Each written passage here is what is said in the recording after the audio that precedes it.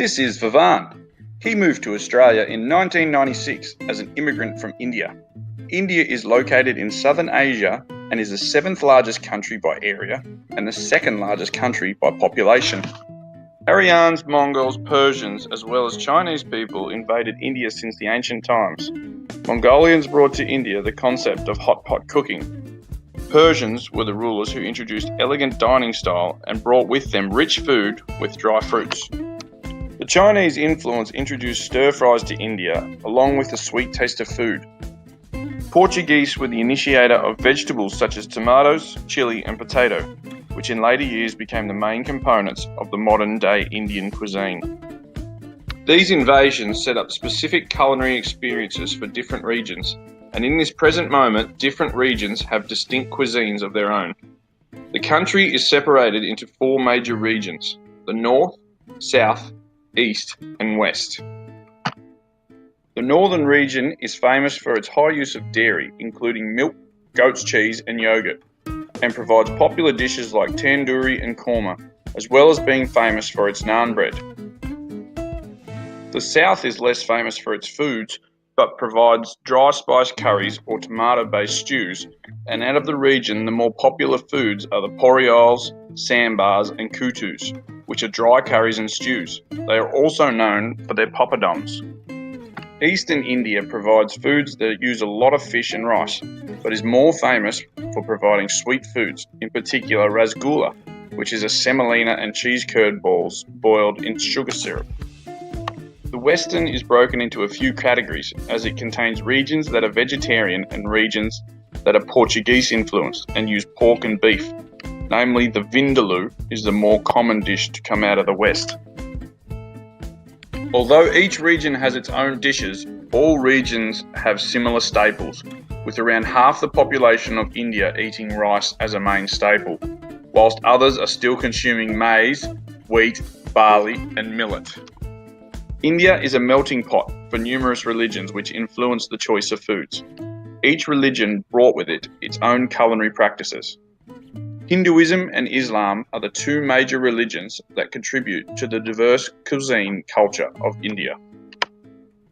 The Hindus are traditionally vegetarians, however meat consumption is not outside religious practices and can be eaten.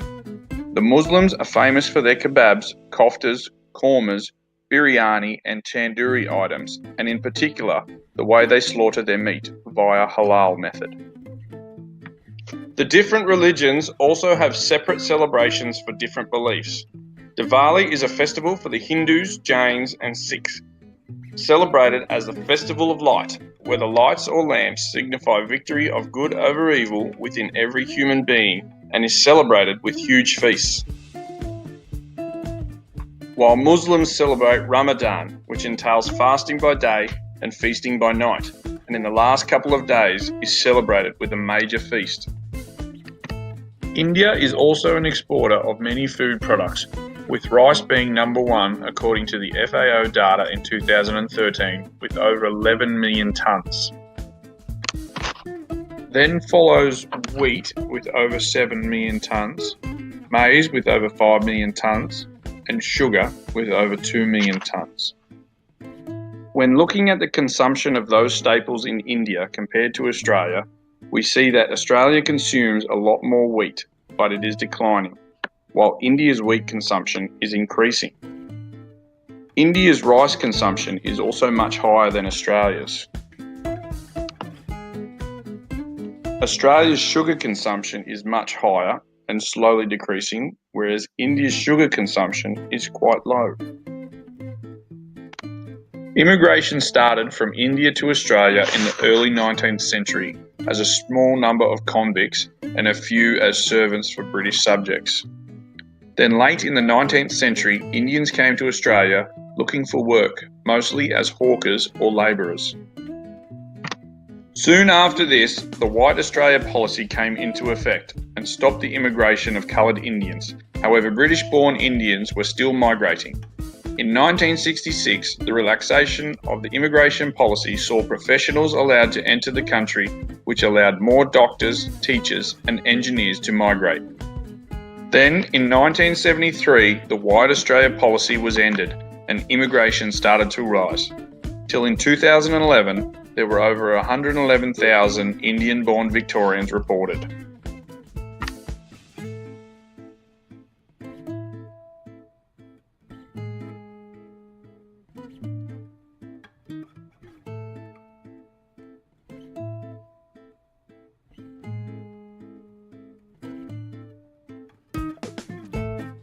For example, curcumin that is found in turmeric is found to have antioxidant and anti-inflammatory properties to fight against cancer. With more Indian immigrants, we see more Indian restaurants throughout the country to make the authentic dishes available to the public. And with the availability of mainstream media, food dishes are being advertised on social media platforms like Facebook, Pinterest, and cooking websites where people can cook their own dishes.